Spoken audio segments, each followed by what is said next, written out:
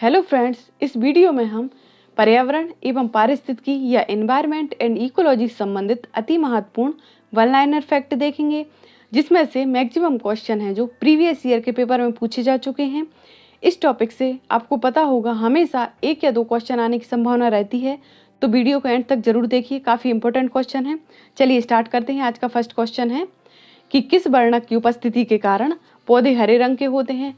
तो आपको पता होगा जो प्लांट्स हैं इनमें क्लोरोफिल पाया जाता है, इसी कारण प्लांट्स ग्रीन कलर के दिखाई देते हैं। और यह क्लोरोफिल जो पिगमेंट है इसमें कौन सा एलिमेंट पाया जाता है, तो इसमें मैग्नीशियम एलिमेंट पाया जाता है। नेक्स्ट है, और यही क्लोरोफिल के कारण ही प्लांट्स हैं जो फोटोसिंथेसिस करने में सक्षम होते हैं। नेक्स्ट है कि केंद्रीय नियंत्रण प्रदूषण बोर्ड की स्थापना कब हुई। तो जो आपको पता होगा सेंट्रल पॉल्यूशन कंट्रोल बोर्ड है, इसकी स्थापना 1974 में हुई थी। तो क्यों हुई थी? इसलिए हुई थी क्योंकि इस समय तक क्या होने लगा था, लगातार बहुत सारा जो पॉल्यूशन है होने लगा था। एयर पॉल्यूशन, वाटर पॉल्यूशन है, सॉइल पॉल्यूशन है, प्लास्टिक पॉल्यूशन है। तो इस वजह से सेंट्रल पॉल्यूशन केंद्रीय नियंत्रण प्रदूषण बोर्ड या सेंट्रल पॉल्यूशन कंट्रोल बोर्ड की स्थापना हुई थी। कब हुई थी? 1974 में हुई थी। यह क्वेश्चन MPPSC 2017 में पूछा गया था। नेक्स्ट है, पेरियार राष्ट्रीय उद्यान किस राज्य में है। तो आपको पता होगा पेरियार नेशनल पार्क है, यह केरल में अवस्थित है। और यहाँ किसको संरक्षण किया जा रहा है, तो यहाँ एलिफेंट्स को कंजर्वेशन किया जा रहा है। कहाँ? केरल में। नेक्स्ट है, मॉन्ट्रियल प्रोटोकॉल किससे संबंधित है। तो आपको पता होगा मॉन्ट्रियल एक शहर है कनाडा का, और यहाँ 1987 में एक कन्वेंशन आयोजित हुआ था। किस लिए? यहाँ पर ओजोन परत में हो रहे क्षरण को लेकर चिंता व्यक्त की गई थी, जिसमें विभिन्न देशों ने यह पाया कि जो क्लोरोफ्लोरोकार्बन है उसकी वजह से ओजोन परत में छिद्र हो रहे हैं। और यदि ओजोन परत में छिद्र हो गया या क्षरण होगा तो अल्ट्रावायलेट रेज सीधे पृथ्वी पर आ जाएंगी, जिससे DNA RNA तो चेंज होंगे, ब्लड स्किन कैंसर और कई डिसीज भी हो जाएंगी। इसलिए 1987 में मॉन्ट्रियल प्रोटोकॉल किस लिए? ओजोन परत को संरक्षण करने के लिए किया गया। नेक्स्ट है कि भारत में सर्वाधिक वन क्षेत्रफल किस राज्य में है। तो मध्य प्रदेश में है। आपको पता होगा कि जो मध्य प्रदेश है फॉरेस्ट कवर एरिया में सबसे प्रथम स्थान रखता है अपना। और यदि परसेंटेज की बात करें कि सबसे अधिक प्रतिशत किस राज्य में वन आवरण है, तो उसका आंसर होगा मिजोरम। और यदि क्षेत्रफल की बात करें तो मध्य प्रदेश के लगभग 30% एरिया पर फॉरेस्ट कवर पाया जाता है। नेक्स्ट है कि विश्व वानिकी दिवस कब मनाया जाता है। तो यह 21 मार्च को सेलिब्रेट किया जाता है। कौन सा? विश्व वानिकी दिवस, ताकि वृक्षारोपण को प्रोत्साहन दिया जा सके और वनों के महत्व को आने वाली जो नेक्स्ट जनरेशन है उनको एक नई सीख दी जा सके। नेक्स्ट है कि अखबार में कौन सा विषैला तत्व पाया जाता है। तो आपको पता होगा जो न्यूज़पेपर है इसमें जो लेड है या सीसा कहते हैं जिसे, एक टॉक्सिक एलिमेंट पाया जाता है।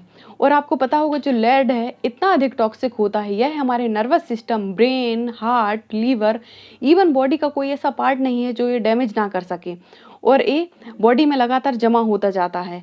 तो यह अखबार में कौन सा या न्यूज़पेपर में कौन सा विषैला तत्व पाया जाता है? लेड पाया जाता है। और यदि वर्तमान हम अपनी फूड की बात करें तो यह Maggi, soft drink, cold drink, candy, chocolate आदि में भी लेड पाया जाता है। और आपको पता होगा इसी वजह से जो मैगी पर लास्ट ईयर बैन लगाया गया था। नेक्स्ट है कि प्रथम विश्व पर्यावरण दिवस कब मनाया गया। तो जो पहला है जो एनवायरनमेंट डे 5 जून को सेलिब्रेट किया गया था। कब? 1973 में किया गया था। क्यों किया गया था? क्योंकि जो UNEP की स्थापना 1972 में हुई थी, और इसी दिन को याद करते हुए 5 जून को विश्व पर्यावरण दिवस मनाया जाता है।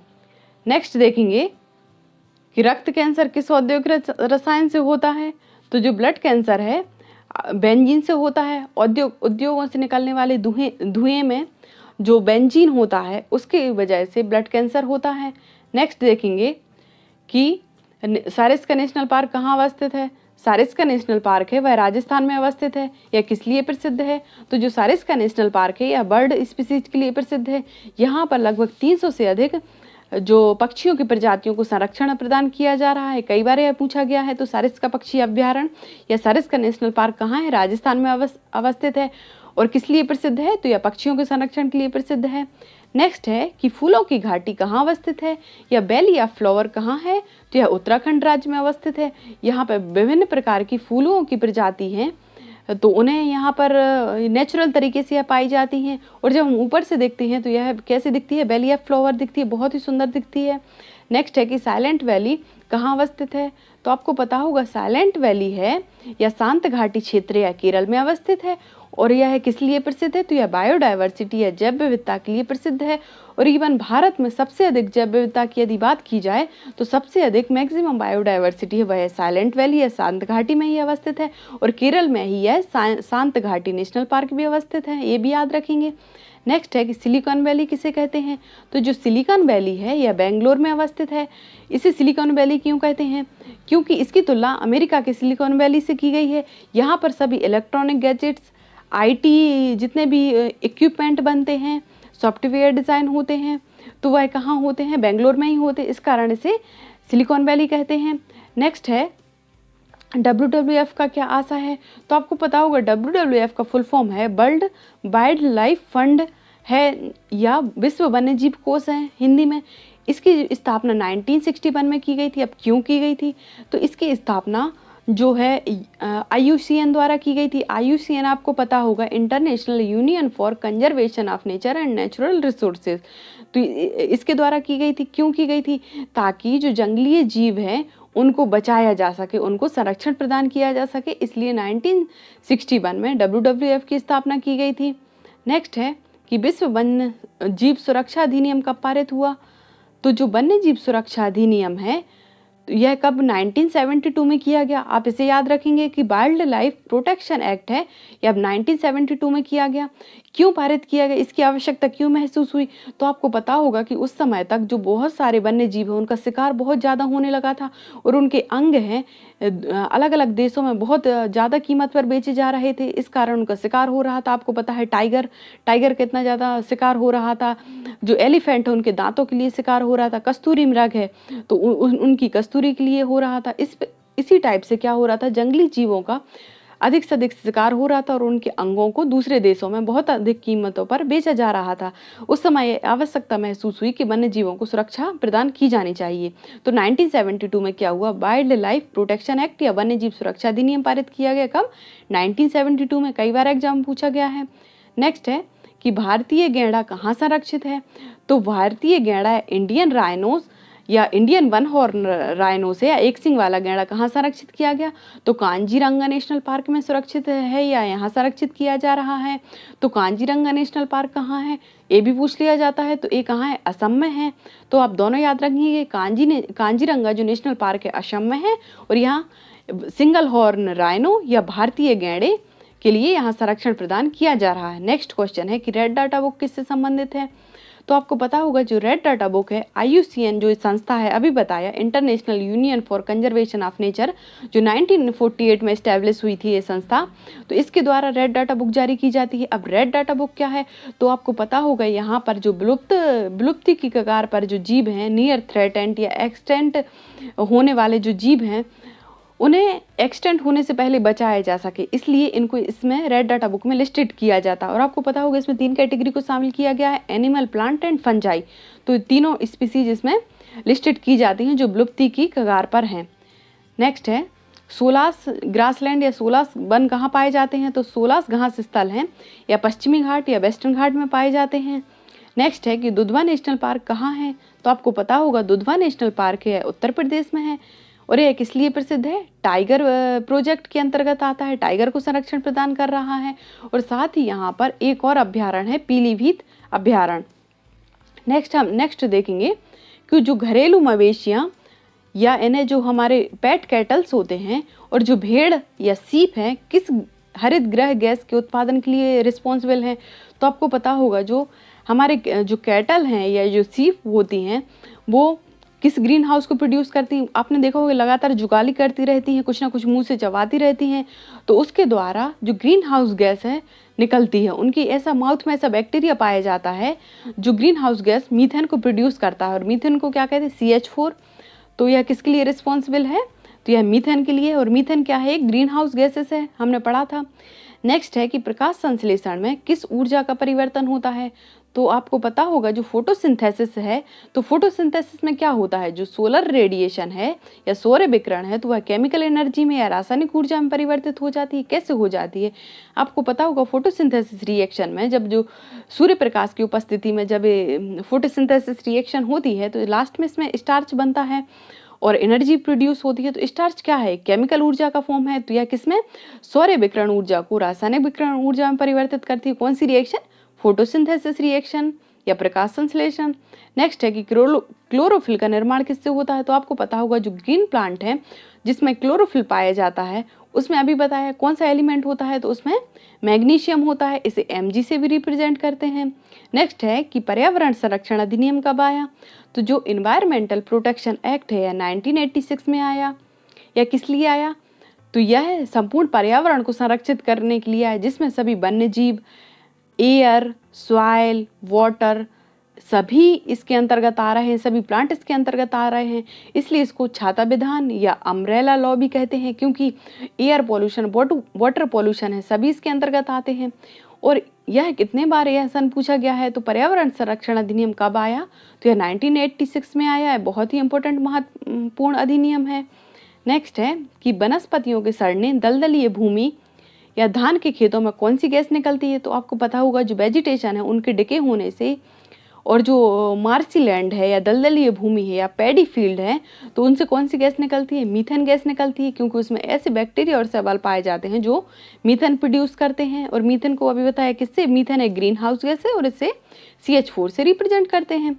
नेक्स्ट है कि यूनेस्को द्वारा मैन एंड बायोस्फीयर प्रोग्राम या इसे शॉर्ट में MAV कहते हैं की शुरुआत कब हुई, तो आपको पता होगा कि यह संपूर्ण इकोसिस्टम को संरक्षित करने के लिए मैन एंड बायोस्फीयर प्रोग्राम चलाया गया, 1971 में चलाया गया। ये भी अभी एक एग्जाम में पूछा गया था, शायद UPSC में पूछा गया था।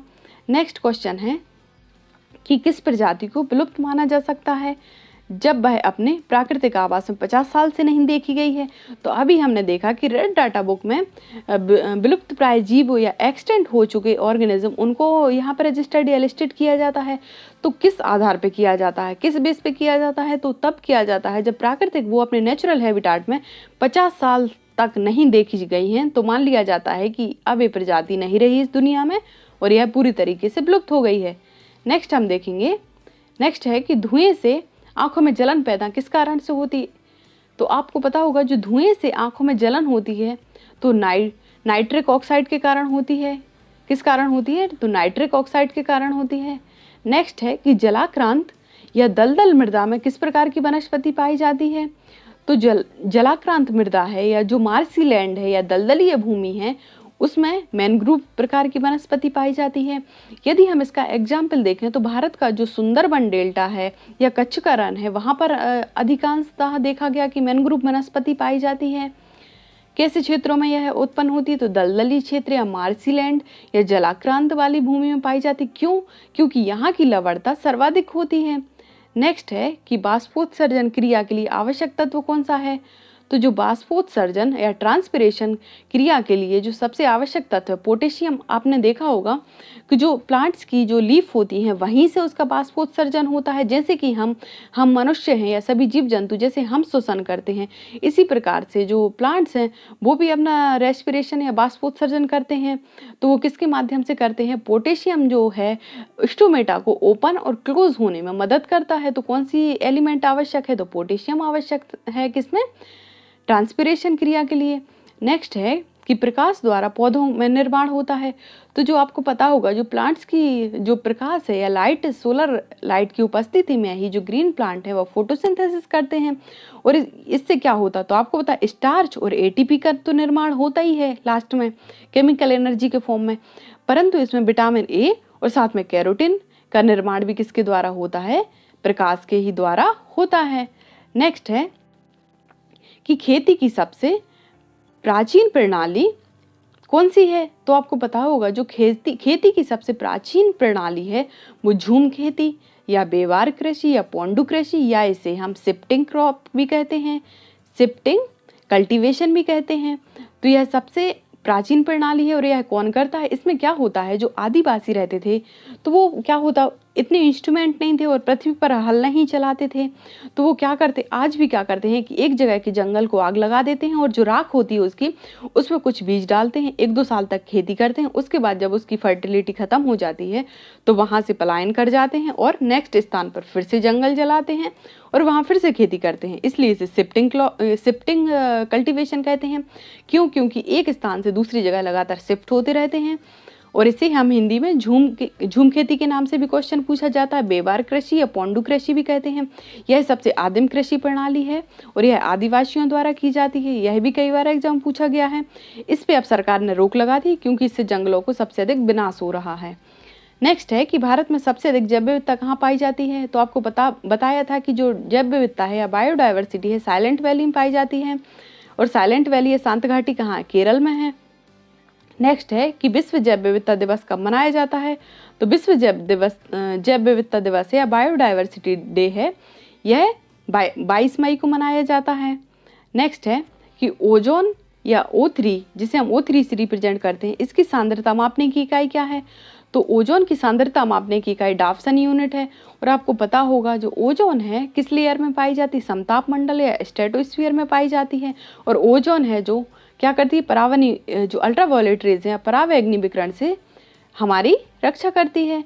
नेक्स्ट क्वेश्चन है कि केंद्रीय प्रदूषण नियंत्रण बोर्ड या सेंट्रल पॉल्यूशन कंट्रोल बोर्ड के अनुसार जो रिहायशी इलाकों में ध्वनि की ऊपरी सीमा कितनी होनी चाहिए, जितनी हम टॉलरेट कर सकते हैं? क्योंकि यदि 55 डेसिबल से ज़्यादा यदि ध्वनि होगी तो उसे हम शोर के अंतर्गत काउंट करेंगे और वह ह्यूमन के लिए हानिकारक है।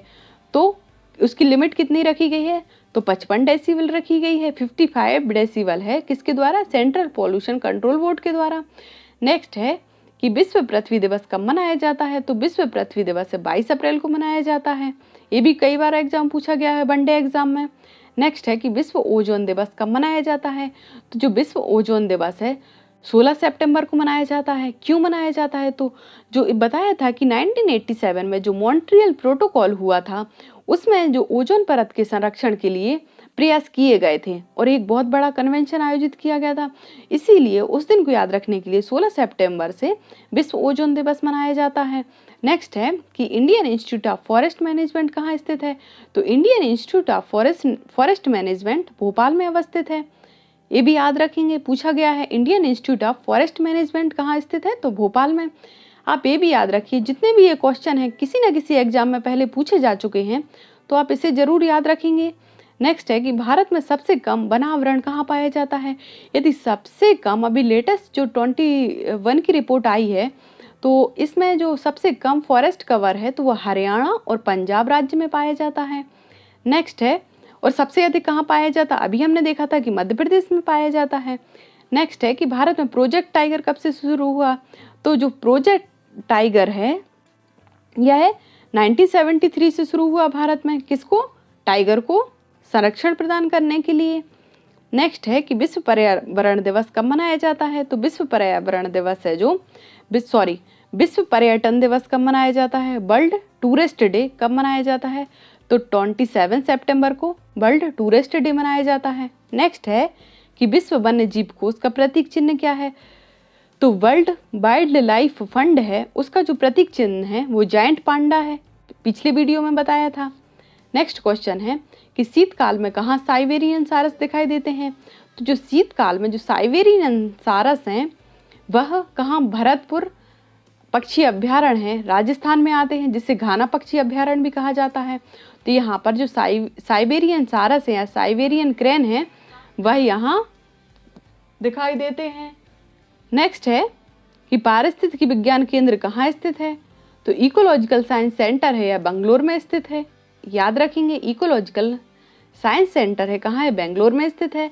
पारिस्थितिकी विज्ञान केंद्र बेंगलोर में स्थित है। नेक्स्ट हम देखेंगे ऐसा वायु प्रदूषक जो रक्त प्रवाह में बाधा उत्पन्न कर मौत का कारण बनता है। तो ये कार्बन मोनोऑक्साइड है। क्यों? जो कार्बन मोनोऑक्साइड है आपको पता है वाहनों से और फैक्ट्रियों के धुएं से निकलता है और यह ऐसा एयर पॉल्यूटेंट है जो ब्लड फ्लो में बाधा उत्पन्न करता है। कैसे करता है? क्योंकि आपको पता होगा जो ब्लड है हमारा जब लंग्स में आता है तो वो ऑक्सीजन को कनेक्ट करता है और CO2 को वहाँ से रिलीज करता है।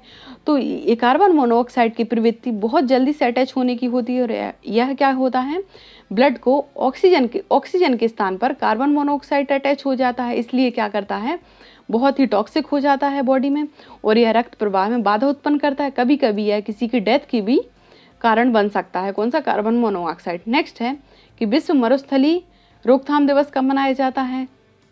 तो जो विश्व मरुस्थली जो रोकथाम दिवस कब मनाया जाता है? 17 जून को मनाया जाता है। क्यों मनाया जाता है? आपने देखा होगा डेजर्टिफिकेशन लगातार एक्सपांड होता ही जा रहा है। जैसे हमारा राजस्थान एरिया है तो उसमें हर साल लगभग कितने हजारों एकड़ में जो मरुस्थल का विस्तार हो जाता है, जिससे क्या होता है, उपजाऊ भूमि भी कैसी हो जाती है, इनफर्टाइल हो जाती है, बंजर हो जाती है। तो 17 जून को मनाया जाता है। नेक्स्ट है कि निम्नलिखित में से कौन सी हरित गैस नहीं है? तो नीचे कुछ ऑप्शन दिए गए हैं कि इनमें से आपको बताना है कौन सी ग्रीन हाउस गैसेस नहीं है। तो कार्बन डाइऑक्साइड बिल्कुल ग्रीन हाउस गैसेस है, बल्कि सबसे बड़ी ग्रीन हाउस गैसेस है। नेक्स्ट है नाइट्रस ऑक्साइड, तो नाइट्रस ऑक्साइड भी सबसे बड़ी ग्रीन हाउस गैस है। नाइट्रोजन, तो आपको पता होगा नाइट्रोजन है, ग्रीन हाउस गैस नहीं है, क्योंकि यही हमारे जो एटमॉस्फेयर में सबसे अधिक पाई जाती है। कितनी पाई जाती है? तो 78% नाइट्रोजन पाई जाती है और 21% ऑक्सीजन पाई जाती है। तो यह ग्रीन हाउस गैसेस नहीं है। नेक्स्ट है मीथेन। अब इससे पहले ही हमने स्लाइड में देखा कि मीथेन है, यह भी ग्रीन हाउस गैसेस है। तो कार्बन डाइऑक्साइड, नाइट्रस ऑक्साइड और मीथेन, यह तीनों क्या है? ग्रीन हाउसेस गैस हैं। इनके हम सिंबल भी याद रखेंगे कि इनको किससे रिप्रेजेंट किया जाता है, यह भी कभी कभी ऑप्शन में पूछ लिया जाता है। नेक्स्ट देखेंगे कि हैदराबाद में स्थित हुसैन सागर झील किस जीव की वृद्धि के लिए जानी जाती है? तो यह हुसैन सागर झील यह पूरी तरीके से नष्ट हो चुकी है। किसके कारण? तो यह जलकुंभी का इतना ज़्यादा यहाँ पर विस्तार हो गया है कि पूरी झील ढक चुकी है और झील ढक चुकी है, उससे क्या होगा कि जो सोलर लाइट है झील के अंदर प्रवेश नहीं कर पाएगी, जिसलिए पूरा झील का इकोसिस्टम नष्ट हो गया और झील पूरी तरीके से डेड हो गई। कौन सी? हुसैन सागर झील। किस कारण? जलकुंभी के आक्रमण के कारण। नेक्स्ट है कि मरुस्थल में उगने वाले पौधों को क्या कहते हैं? तो मरुस्थल में जो पौधे उगते हैं उन्हें जीरोफाइट कहते हैं। क्या कहते हैं? जो डेजर्ट में जो प्लांट उगते हैं, नागफनी वगैरह, तो उन्हें हम क्या कहते हैं? जीरोफाइट कहते हैं। नेक्स्ट है कि सर्वप्रथम किसने पारिस्थितिकी स्तूप या इकोलॉजिकल पिरामिड की परिकल्पना प्रस्तुत की? तो जो इकोलॉजिकल पिरामिड है इसका जो सबसे पहले कॉन्सेप्ट कौन लाया था? चार्ल्स एटन द्वारा प्रस्तुत किया गया था। अब इकोलॉजिकल पिरामिड क्या होते हैं? तो आपको पता होगा जो इकोलॉजी में विभिन्न पोषक स्तर होते हैं, सबसे पहले जिसमें सबसे नीचे प्रोड्यूसर आता है, फिर उसके बाद कंज्यूमर आता है, कंज्यूमर फर्स्ट, फिर सेकंड, फिर थर्ड, इस टाइप से जो लेवल चलते हैं तो उससे क्या होता है? इकोलॉजिकल पिरामिड बनते हैं। और यह कॉन्सेप्ट कौन लाया था सबसे पहले? तो चार्ल्स एटन द्वारा लाया गया था। नेक्स्ट है कि विश्व में सर्वाधिक लवणता या सैलिनिटी कहाँ पाई जाती है? तो विश्व में सर्वाधिक लवणता या सैलिनिटी वॉन झील तुर्की में पाई जाती है। नेक्स्ट है कि अंतर्राष्ट्रीय अम्ल वर्षा सूचना केंद्र कहाँ है? तो अंतर्राष्ट्रीय अम्ल वर्षा सूचना केंद्र या ओस्लो में है। ओस्लो कहाँ है? तो यह नॉर्वे में है और यह वर्तमान में सबसे अधिक पीड़ित है। किससे? अम्ल वर्षा से। अब अम्ल वर्षा क्या होती है? तो जो एसिड रेन क्या होती है, जो हमारी फैक्ट्रियों से निकलने वाले सल्फर डाइऑक्साइड हैं और नाइट्रोजन ऑक्साइड हैं, यह जब जल के साथ रिएक्शन कर लेते हैं तो नाइट्रिक एसिड और सल्फ्यूरिक एसिड का निर्माण करते हैं, जिससे क्या होता है, जो एसिड है उसकी मात्रा रेन में बढ़ जाती है और यह बहुत ज़्यादा यह क्या करती है? हानि पहुँचाती है। तो यह जो अंतर्राष्ट्रीय अम्ल वर्षा सूचना केंद्र कहाँ है? ओस्लो, नॉर्वे में है। नेक्स्ट है स्मोक सिटी ऑफ इंडिया किसे कहते हैं? तो कोलकाता को कहते हैं। साथ ही इसको स्मोक सिटी ऑफ इंडिया और जॉय सिटी भी कहते हैं। किसको? कोलकाता को कहते हैं। और यदि हम विश्व की बात करें तो विश्व में स्मोक सिटी किसको कहते हैं? तो शिकागो को हम स्मोक सिटी कहते हैं, विश्व की स्मोक सिटी कहते हैं। और यदि भारत की बात की जाए तो कोलकाता को स्मोक सिटी ऑफ इंडिया कहते हैं। नेक्स्ट क्वेश्चन है कि पारिस्थितिकी स्थायी मितव्ययता क्या है? तो जो पारिस्थितिकी स्थायी मितव्ययता है यह किस आंदोलन का नारा है? तो यह चिपको आंदोलन जो सुंदरलाल बहुगुणा द्वारा चलाया गया था। तो इसमें यह नारा दिया गया था कि पारिस्थितिकी स्थायी मितव्ययता। इसका क्या अर्थ है? तो इसका ये अर्थ है कि जो हमारी इकोलॉजी है या जो हमारी प्रकृति है तो उससे जो हम संसाधन यूज कर रहे हैं तो वो हम इतने कम या लिमिटेड करें, बहुत ही सीमित मात्रा में, बहुत सोच समझ कर करें। नेक्स्ट है कि रामसर सम्मेलन का संबंध किससे है? तो जो आपको पता है रामसर कन्वेंशन है 1971 में हुआ था। कहाँ? ये रामसर एक शहर है ईरान का, जहाँ 1971 में एक कन्वेंशन आयोजित किया गया था। किस लिए किया गया था? ताकि विश्व में जो आर्द्र भूमियाँ हैं या वेटलैंड है उनको संरक्षण प्रदान किया जा सके। तो वेटलैंड क्या है? तो वेटलैंड है जो आर्द्र भूमियाँ हैं, यह क्या है? ऐसे दलदलीय क्षेत्र होते हैं जहाँ पे सबसे अधिक वाटर रिटेंशन होता है, मतलब ये अपने अंदर अधिक से अधिक वाटर को होल्ड करके रखती हैं। और इसलिए 2 फरवरी को हम आर्द्र भूमि दिवस या वेटलैंड डे मनाते हैं। किस लिए? क्योंकि इस दिन रामसर कन्वेंशन 1971 में आयोजित किया गया था 2 फरवरी को। नेक्स्ट है कि जैव विविधता अधिनियम कब लागू हुआ? तो जो जैव विविधता अधिनियम है या बायोडाइवर्सिटी एक्ट है या 2002 में लागू हुआ। नेक्स्ट है कि स्टोन कैंसर या स्टोन लेप्रेसी जैसे खतरे का प्रमुख कारण क्या है? तो जो स्टोन लेप्रेसी है या स्टोन कैंसर क्या होता है? तो इसमें क्या होता है, पुराने जो हमारे हेरिटेज साइट हैं, इमारतें हैं, बड़े बड़े भवन हैं जैसे ताजमहल है, तो उसको क्या हो रहा, अम्ल वर्षा से लगातार खतरा उत्पन्न हो जाता है। अम्ल वर्षा से उसमें जो लगातार धुंधले पड़ते जा रहे हैं उसमें क्षरण उत्पन्न हो रहा है, तो इसे हम स्टोन लेप्रेसी कहते हैं। और यह अम्ल वर्षा किसके कारण होती है? अभी बताया था कि सल्फर डाइऑक्साइड है और नाइट्रोजन ऑक्साइड जब वाटर से रिएक्ट करते हैं तो नाइट्रिक एसिड और सल्फ्यूरिक एसिड का निर्माण करते हैं, जिससे अम्ल वर्षा होती है। नेक्स्ट है कि गिद्ध संरक्षण परियोजना कब से प्रारंभ हुई? तो जो गिद्ध संरक्षण परियोजना है या बल्चर कंजर्वेशन जो प्रोजेक्ट है यह 2006 से प्रारंभ हुआ। अब क्यों हुआ? तो आपको पता होगा जो हमारे पारिस्थितिकी तंत्र में जो बल्चर है या गिद्ध है सबसे टॉप लेवल पे पाया जाता है। और यह क्या करता है कि जो हमारे जितने भी जो जीव जंतु है मर जाते हैं तो उनका मांस का भक्षण करता है कौन? गिद्ध। और इसे एक सफाई कार्यकर्ता के रूप में भी इसे जाना जाता है, गिद्ध को या बल्चर को। तो इसमें क्या हो रहा है कि जो पशु मर जाते हैं उनमें क्या होता है कि मरने से पहले उन्हें कभी ना कभी लाइफ में डाइक्लोरोफेनिक दवाई जो पेन किलर है उनको दी जाती है। तो जब पशु मर जाते हैं हमारे गाय भैंस वगैरह तो उनको डाल दिया जाता है। और जब गिद्ध आकर उनका सेवन करते हैं तो जो पेन किलर डाइक्लोरोफेनिक है वो गिद्ध के भी उसमें चली जाती है पेट में। तो उससे क्या हो रहा है, एक प्रक्रिया होती है तो उसमें लगातार इनके पेट में यह जमा होता जाता है और इससे क्या होता है, लास्ट में इनकी डेथ हो जाती है गिद्ध की।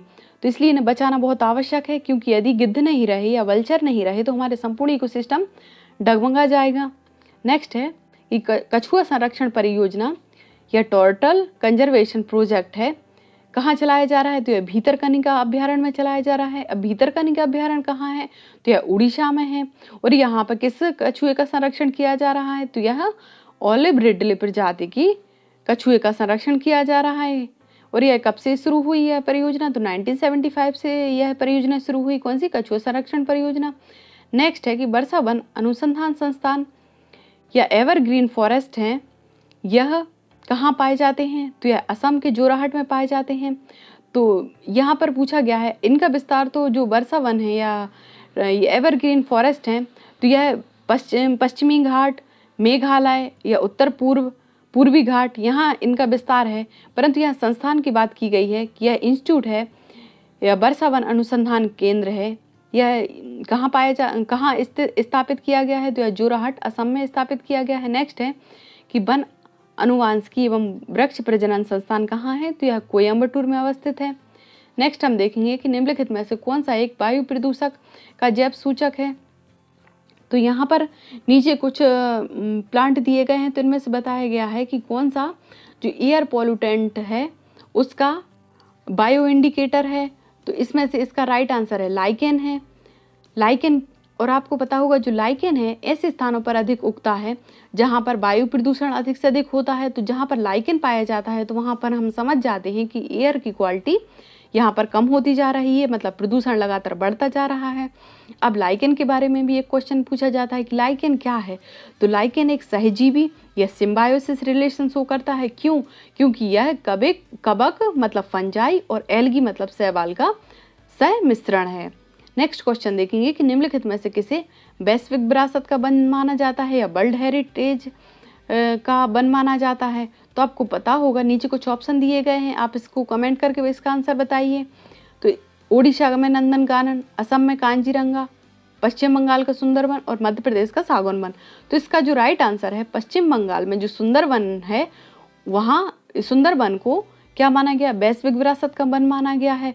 और जो सुंदरवन है पश्चिम बंगाल में, यह मैनग्रोव सबसे बड़ा मैनग्रोव फॉरेस्ट है और यह क्या करता है कि जो ज्वार भाटा आते हैं या जो चक्रवात आते हैं तटीय क्षेत्रों पर, तो उससे यह सुरक्षा प्रदान करता है। नेक्स्ट है कि हमारे देश में वन महोत्सव दिवस कब मनाया जाता है। तो जो वन महोत्सव है यह 1 जुलाई को सेलिब्रेट किया जाता है। नेक्स्ट है कि भारतीय वन संशोधन